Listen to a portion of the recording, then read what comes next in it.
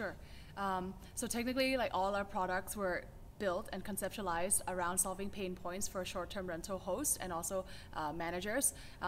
We have currently at the moment 4 products, 3 of which are directly suitable for them. So the Mortise, the Deadbolt, and the Keybox, right? So why don't I just highlight the Keybox a little bit, because that's probably the one that's more universal for most properties. So basically it's a lockbox where there's a keypad in front where you can set PIN codes remotely and have them activated on the PIN code on the key box itself without internet connectivity. So for every guest that comes and stays at a particular property for a point in time, they get a unique digit, and when they leave, it expires. And obviously, like, you know, since we've started 3 years ago, we now have a lot of automation going on with Airbnb, with Booking.com, as well as other platforms like Booking Sync to manage them at scale. Yeah.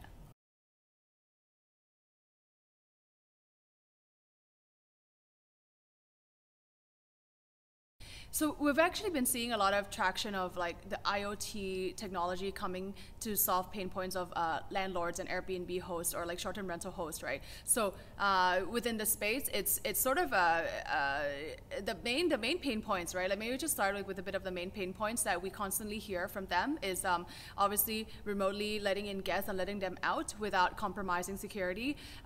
Also like controlling cost, right? Because when they come, they sort of abuse electricity, water, you know, like not destroy, but maybe throw parties that might like sort of ruin your environment and disturb your neighbors a little bit.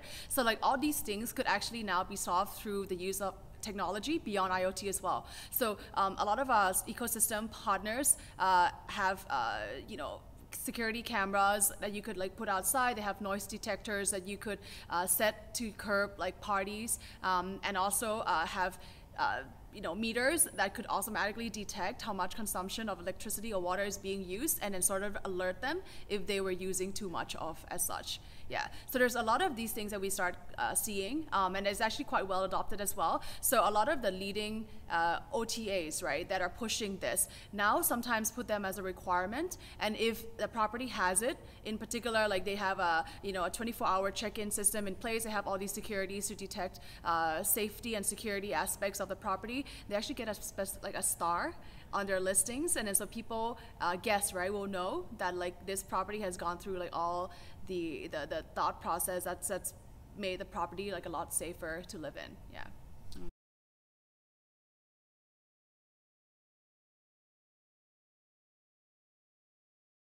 So obviously, more mature markets like the US, like Australia, like the UK, for example, these are markets that they're very fast adopters of technology. And also, I think there's the regulation there tend to be more pro of such short-term rentals, and government has come in to regulate it, right? So it helps people comfortably like host. Whereas in markets where they're more like emerging, so like Thailand to be specific, it just because there is less of an understanding from more of the older generation. They're not so sure why they keep seeing a change in like the people who live next door.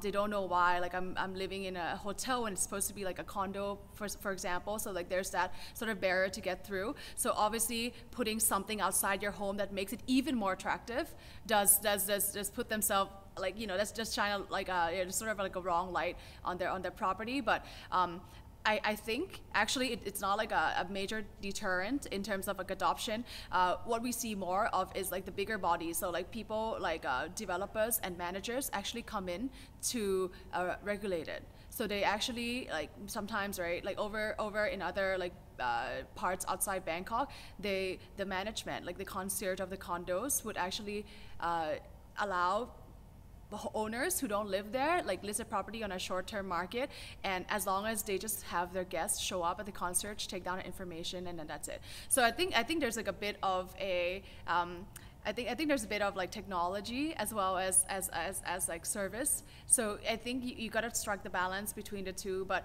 that being said, like technology could still come in, right? So if it doesn't solve the point of checking in or it doesn't solve certain aspects of it, if they stay for a while, you'd still want to be able to deliver the convenience. You'd still want to be able to have this visibility into your property that doesn't require you like driving like miles, like, you know, 100 miles down to open a door and take a look.